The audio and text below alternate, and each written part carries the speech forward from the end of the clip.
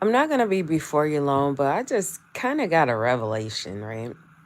So, my aunt's friend's son ran away, and he was a troubled teen, and she drove so far out. She got on a plane, and once she got off the plane, she rented a car and she drove so far out to come and get him because they found him and they wanted to put him in a mental hospital. She came to get him, and he was a runaway. But I really, really I really got to thinking, and I said, you know what? You got to be careful who you chase behind. You know what I'm saying? Like, we've all had beautiful moments with different people, and that's just what they are. They're moments with people.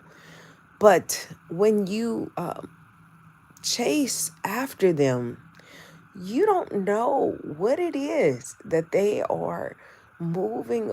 You don't even know why they're moving away from you. Maybe that you have a light, or they love the image that they've created themselves in front of you so that you can continue to admire them, but they can't keep up the facade, in the mask is beginning to fall. So they have to get away from you because they don't want to be made embarrassed. They don't want to be exposed. You know, um there's been times where I've thought I was so in love. I remember being so in love with this guy, and he ghosted me. He went his way. And I couldn't understand why, because we had such a beautiful moments, and I thought that we were falling in love. I know for a fact I was falling heavily in love. We were together every day. We spoke about the future. We spoke about children. We were trying to make babies. Okay? That's how deep I was into it with this person, and he ghosted me. Y'all, later on, I found out he was into darkness, into witchcraft and manipulation. He was into pimping. He has a history of pimping. He has various children from various women. He has a prison past. And I did not know all of this by being with him every day. I fell in love with a man that did not exist, right? He only appeared to exist when he was with me. And for many days and nights, months, and even years, I cried and I cried and I cried for this man. And once I began to give myself to Christ and turn to God, because I felt like God was the only way that I was going to get through this heartbreak. As God began to heal me, He began to show me. Things began to surface. Things began to um, be exposed about this individual. And the more and more God allowed me to see, the more and more the layers of who I thought this man was began to peel off. And in my healing process, someone saw him in public and snapped a picture of him secretly. This man is now, he looks extremely sickly, has lost a massive amount of weight. Super dark. Looks like he's been through some sort of a chemotherapy or something like that. He looks horrific, y'all. In the years that I was broken, in the way that I cried and cried for him and could not understand and was left in such a world of disarray because I thought that things were perfect and I thought that we were going to grow into some things. We were talking about getting property. I mean, the whole illusion was there, y'all. And as I said before, he ghosted me. And I'm saying all of this to say that give your life to God. Give whatever you're going through, every heartbreak, every disappointment, every door that's closed. Deal with your feelings. Be sad about it. Be frustrated about it. Be confused about it. That's fine. But once you're done feeling what you feel, I encourage you to give it to Christ. Because when you give it to Christ, God will replace. He's going to heal you. He's going to, when you spend time with him, he's going to reveal to you some things, y'all. And you're going to be like, oh my God, I really could have gotten caught up if I had stayed with that man, with that girl. This man was abusive. I found out he was an abuser. Has domestic abuse cases. And even though none of this has happened to me, I was obedient to Christ as much as I wanted him. I wanted to chase after him. I wanted to find him. I wanted to confront him. And at the end of confrontation, I wanted to argue with him and tell him that I love him and that I want to work with him and be with him because all I can think, all I can say is for selfish reasons. I like the way he made me feel. I like the time that we share. I. But in reality, the man that was dating me did not exist, y'all.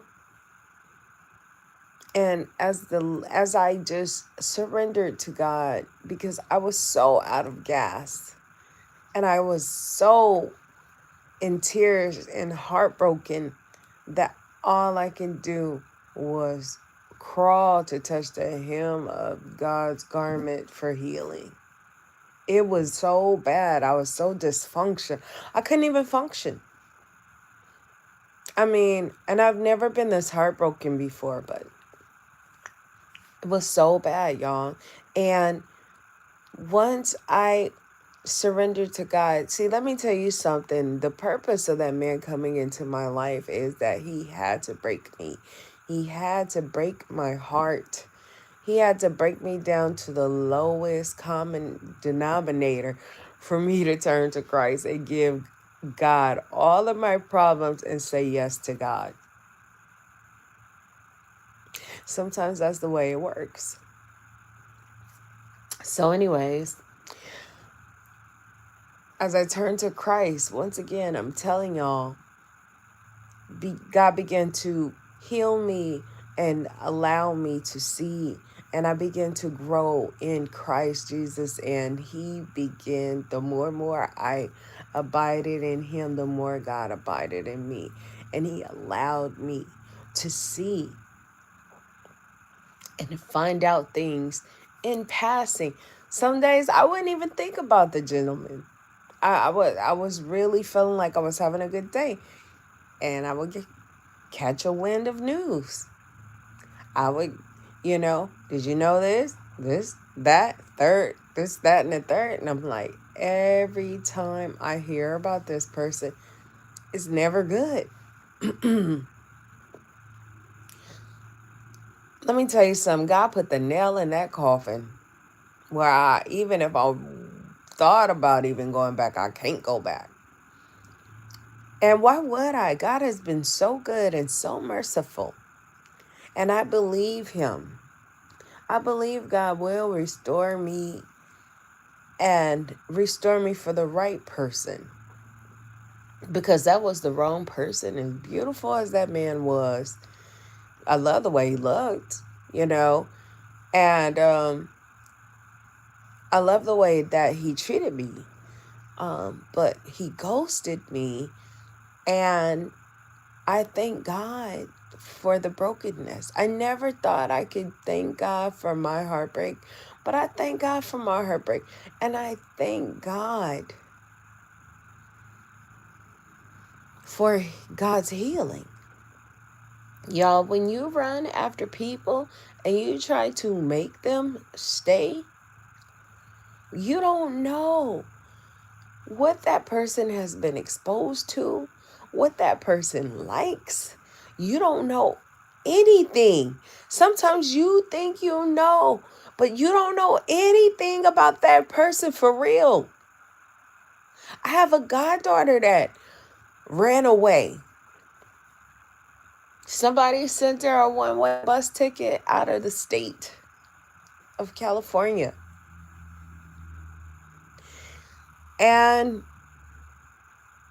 when she got back here, because she ran into some trouble and she wanted to come home, and she cried, and we said, okay. Yeah, when she got back here, the girl was musty. Her hair wasn't combed. She put tattoos on her face. Just so many changes had happened. She had went to jail for prostitution. She had had a baby. The baby was taken away by the state that she was in out there. So much had happened to her that she was not the person that ghosted us when she left. So when she got back,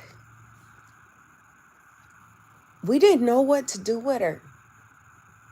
And can I be honest with you? I really did not want her in my shower. I did not want her when she came in to sit on my couch. I had to put a towel down. I had to open up windows and doors because she smelled so bad. It was not like feces or urine or anything, but she smelled like stale smoke, like drugs, like funk. And I had realized in talking to her, she wasn't ready to confront the root of the issues. I sat and heard her out, and she overtalked me. And she thought that by raising her voice, she would drown out the truth of what we both knew. And she yelled at me. I went out of my way to get her someone who was very resourceful that could get her in some type of placement with having her own place, that could help her get some Social Security. And the lady said, can you call me on Wednesday at 11 o'clock in the morning? The next day, which was Wednesday, I said, hey, did you call the lady? My mom called her. Hey, did you call the lady? My mom actually got a hold of her. I called. I get voicemail. Oh, no, I went with my man to handle some of his business, so he was out all day. But I'll call tomorrow. The girl, my goddaughter, tried to contact the lady. That lady ignored her completely.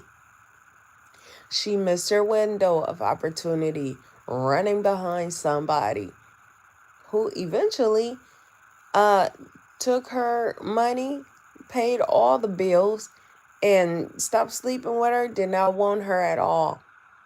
But that's another chapter for another story. The bottom line is, we tried to get her some help.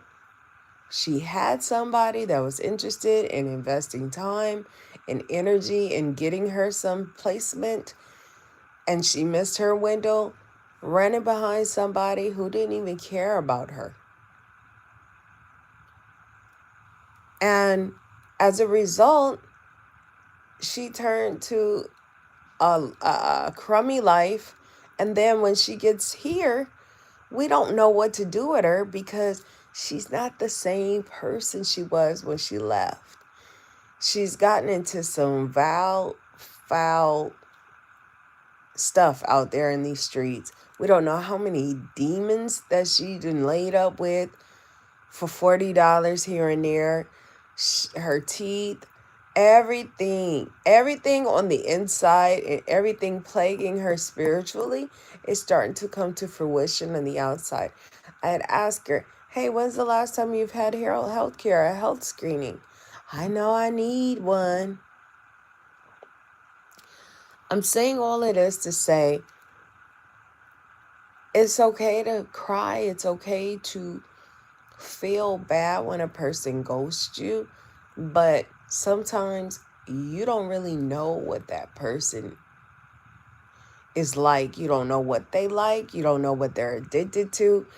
You don't know them, the dark side of them, the shadow side of them. You don't know.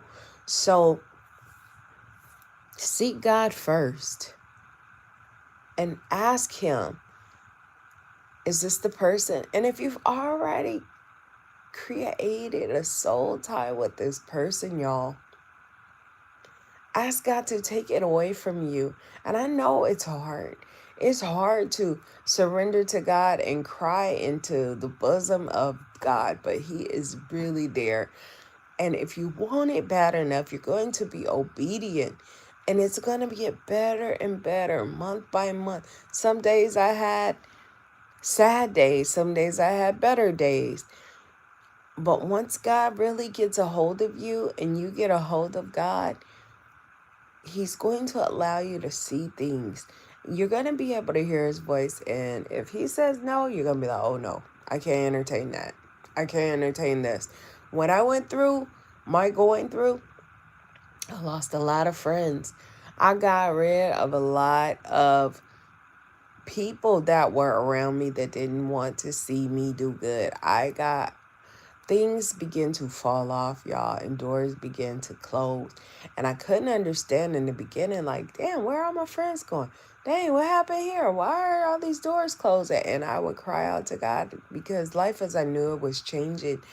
But I'm letting you know right now, like, I'm so much stronger. And with all of those things falling off and the doors closing, they were distraction. They were a mere distraction between me and God. And now that I've spent time with God, I see things so much clearer. And it's as if he's taken me up on the mountaintop and I can see where I was. I can see the red dot. You are here.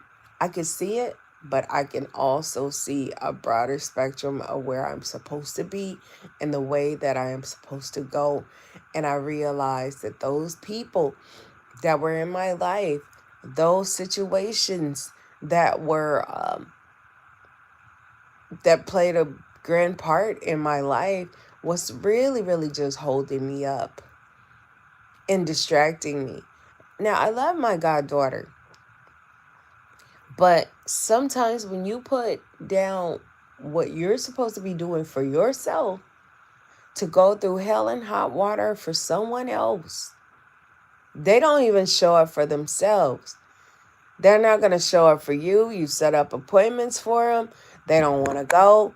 I don't know if it's because it's fear or they believe that it's always going to be there. I don't really know, and it's not for me to know. But one thing I do know is I'd already gotten distracted once before ringing the church bells on behalf of this girl. And once I got her an appointment that could have set her free and put her in a better position and got her some refuge, and she didn't show up, it let me know she's not serious. Now, old me would have chastised her, would have chased her down, would have tried to find other programs. But by her not showing up for herself, let me know that I need to show up for myself. So once she didn't show up, and once I realized she chose the life that she wants to live, I can't judge her. This is her own journey. I decided to let go, y'all. And I decided to get back on track and not be distracted by people. Sometimes it don't be a man. Sometimes it be your own kids. Sometimes it's your job. Sometimes it's your best friend. Sometimes, your best friend call you with the same problems over and over again, want to sit things in your lap. And you're like, Jesus, okay, well, what are you going to do about this? But they don't want suggestions. They don't want solutions. They want comfort. They want to use you as a sounding board, y'all. And it weighs you down. That energy weighs you down. And sometimes it puts doubt in your spirit.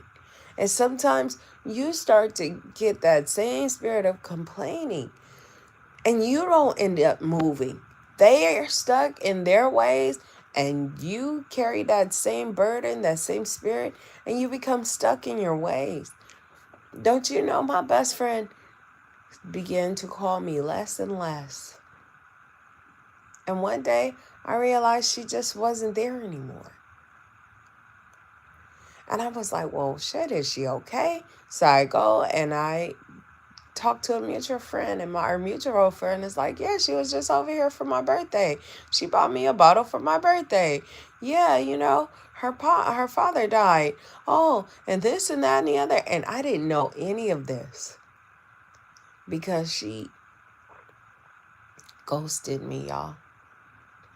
And to this day, I can only speculate why she ghosted me. I was in the middle of my growth. She told me something that her daughter did, and she wanted me to be on her side. And I told her, hey, you know what? I don't really think that was right. That I think that your daughter was disrespectful. And I knew that by me saying what I truly felt, it reflected that she didn't correct her daughter, and she did not like it. And it bothered her, it hurt her feelings, and she chose to protect her daughter and go her way. And that's fine. And I never knew in a million years, by me being real with her, by me saying what is right, that it would cause a major crack in our relationship to where she didn't want to deal with me anymore. But I'll tell you this much. I don't drink anymore. I don't smoke anymore. I don't fornicate anymore. And being around her, that was the vibration. And as long as I was in that vibration and I was agreeing with her, it was cool. But once I gave up the lifestyle that I knew and began to grow in Christ Jesus, God began to deliver me, and I became a new creature in Christ. And some people are not going to be able to receive you, just like we weren't truly able to receive my goddaughter. Sometimes when God deals with you and your light begins to shine bright and you begin to live a saved life, people are going to call you self-righteous. They're going to be offended by you. They are going to be ashamed. They're going to be embarrassed. It's going to cause them to look at themselves, and they're not going to feel comfortable around you. So they got to go. In the beginning, it's going to be heartbreaking, but after a while, you'll get used to it, and you'll say, it's well with my soul. Anyways, I'm Nikki St. Clair. I know I got my chat on, It's been a while since I've talked to you all. I I enjoy coming on here. As you guys can tell, if you've been following me, I've been on this weight loss journey. I've been in the gym, and I've been really, really just soul searching and trying to get my life together. I've gotten back to writing. I have books of the Yang.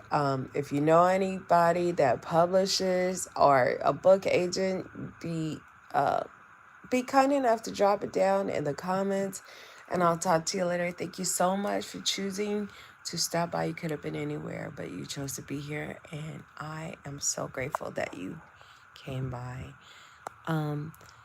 Hello, everybody. Thank you so much. Hit the like, and I will talk to you later. Peace out.